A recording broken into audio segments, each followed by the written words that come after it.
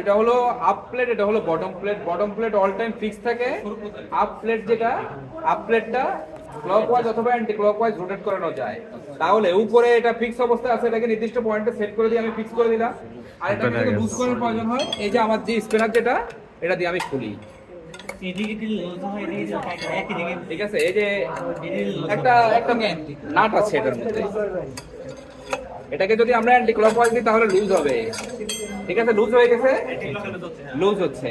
Loose হয়ে যাওয়ার পর এখানে যে নিচে প্লেটটা আছে এটা ফিক্স, এটার মধ্যে নাম্বারিং আছে, এই যে নাম্বার করা 195, 200, 205, 210। আর উপরে যেটা আছে এটা হলো প্লেট মুভেবল, যে ডিস্কটা আছে সেটাকে যদি আমি অ্যান্টি ক্লকওয়াইজ ঘুরাই তাহলে এটা ডায়ামিটার বাড়ে, এই যে ডায়ামিটার বাড়লো। আবার যদি ক্লকওয়াইজ ঘুরাই তাহলে ডায়ামিটার কমবে। তাহলে উপরে জি স্পিনার হুক ক্লকওয়াইজ ঘুরালে সেট হয়, অ্যান্টি ক্লকওয়াইজ ঘুরালে খুলে। আর এটা অ্যান্টি ক্লকওয়াইজ ঘুরালে ডায়ামিটার বাড়ে, ক্লকওয়াইজ ঘুরালে ডায়ামিটার কমে। আর ডায়ামিটার কতটুকু কমলো বা বাড়লো সেটা দেখার জন্য আমাদের এখানে দাগ কাটা আছে উপরের প্লেটের মধ্যে। আর এই দাগ কাটা অংশটার সাথে এটার সাথে মিলাবো। এখানে এই যেমন 205, 210, 205 এবং 210 এর মধ্যে 5 এর পার্থক্য। আর 5 হলো মিলিমিটার। কত মিলিমিটার? 5 মিলিমিটার। নরমালি আমি যদি ওর গায়ের মধ্যে অবস্থিত যে ফেব্রিকটা আছে, যে গার্মেন্টসটা আছে, সেটা যদি লুক দেখতে চাই খালি চোখে দেখতে পারবো না। সেখানে আমরা কাউন্টিং গ্লাস দিয়ে যদি ধরি তাহলে খুব ক্লোজলি দেখতে পাবো। তাহলে যেখানে এত বড় লুপ, আমরা যে লুপকে চিন্তা করি অনেক বড় লুপ স্টিচের সেট করার ক্ষেত্রে, সেই লুপটার ফেব্রিকের মধ্যে অবস্থিত লুপের লেন্থ যদি এত ছোট হয় তাহলে সেই লুপের লেন্থ কমানো বাড়ানোর জন্য কতটুকু অ্যামাউন্ট কম বাড়বে? এত বড় সুতা, যে সুতা অ্যামাউন্ট বাড়বে সেটা হলো 2 মিলিমিটার, 1 মিলিমিটার, এরকম না? তাহলে সেটার অ্যামাউন্ট খুব কম না? তা সেটার অ্যামাউন্ট এটা ডায়ামিটার কি হঠাৎ করে বড় বানাই দিবা আর হঠাৎ করে ছোট বানাই দিবে এরকম কিছু? খুবই স্মল অ্যামাউন্ট, এখান থেকে এখানে সরাবো, একটা ব্যাপার। তাহলে এটাকে 5 আর মধ্যখানে যে দাগগুলো আছে এগুলো এক দাগ 1 মিলিমিটার করে নির্দেশ করে। স্বাভাবিকভাবে আমি এই মেশিনের মধ্যে যদি কোনো ফেব্রিক তৈরি করতে যাই, একটা ফেব্রিক তৈরি করা আছে সিঙ্গেল জার্সি। আমার এই মুহূর্তে আরেকটা জিনিস বলে রাখি, এই মেশিনের গেজ হলো 24 গেজের মেশিনে সিঙ্গেল জার্সিতে সর্বনিম্ন কাউন্ট ব্যবহার করা যায় 18, সর্বোচ্চ কাউন্ট ব্যবহার করা যায় 38 কাউন্ট। তাহলে 18 কাউন্টের 38 কাউন্টের মতো অনেক পার্থক্য না? আচ্ছা, 38 কাউন্টের সুতা দ্বারা ম্যাক্সিমাম এবং মিনিমাম যে জিএসএম পাবা 18 কাউন্টে তার চেয়ে অনেক বেশি পাবা না? পাবা না? অনেক বেশি। তাহলে দুটোর ক্ষেত্রে স্টিচ লেন্থের যে প্যারামিটার সেটা কি সেম হবে? সেম হবে না। তো সেই ক্ষেত্রে আমরা কি করি, মেশিনের মধ্যে এই মুহূর্তে 36 কাউন্টের একটা সুতা প্রোগ্রাম লাগানো আছে।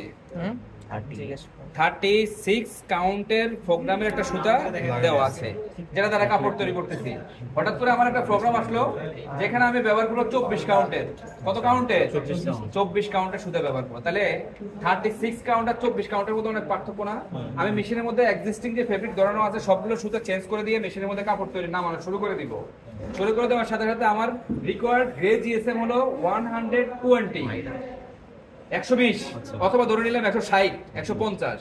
তো স্বাভাবিক অবস্থায় ফেব্রিক নামানোর পরে আমি যখন নতুন ইয়ান কাউন্ট সেট করে ফেব্রিক ইয়ান কাউন্ট সেট করে দেওয়ার পরে যখন ফেব্রিক নিচে নামবে, নামার পর আমি ফেব্রিকের একটা জিএসএম কাটবো। জিএসএম কাটার দিয়ে গ্রে জিএসএম কাটার পরে আমি এই মুহূর্তে হয়তো পেলাম জিএসএম বেশি 120 এর জায়গায় 140। তাহলে 140 যদি হয় তাহলে কি করব, যে পরিমাণ ডায়া বিশিষ্ট বিডিকিউ পুলি ছিল তার চেয়ে কমাবো না বাড়াবো? বাড়াবো। কি করব?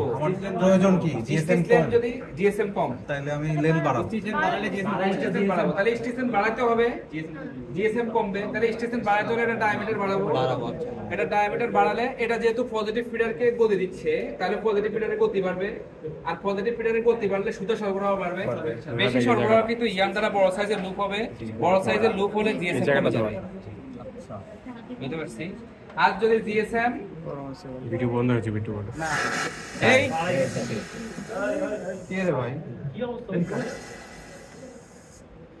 আর যদি রাম করাই দিছি স্টুডেন্ট লাস্ট ক্লাসে আমরা এই মেশিনটার মধ্যে সবাই মিলে রিডেল সেট করব, সিঙ্গেল সেট করব লাস্ট এক্সপেরিমেন্ট, এই জন্য খুলে রাখছি আমরা। আচ্ছা, এতটুকু বুঝছো? আবার যদি জিএসএম আমার কম দরকার হয়, জিএসএম যদি না কমই তো বেশি দরকার হয়, তাহলে সেই ক্ষেত্রে কি করব, আমার জিএসএম আছে 120, করতে হবে 150, তাহলে 150 জিএসএম যদি করতে হয় তাহলে পিডিপি উপরে ডায়ামিটার কমিয়ে দিব, কমিয়ে দিলে সুতা সরবরাহ কম হবে, সুতা সরবরাহ যখন কম হবে তখন ডেনসিটি কমে যাবে, স্ট্রেস কমে যাওয়ার সাথে সাথে ডেনসিটি বাড়বে। ডেনসিটি মানে কি? স্টিচ ডেনসিটি হলো কোর্স এবং ওয়েলসের গুণফল, তাই না?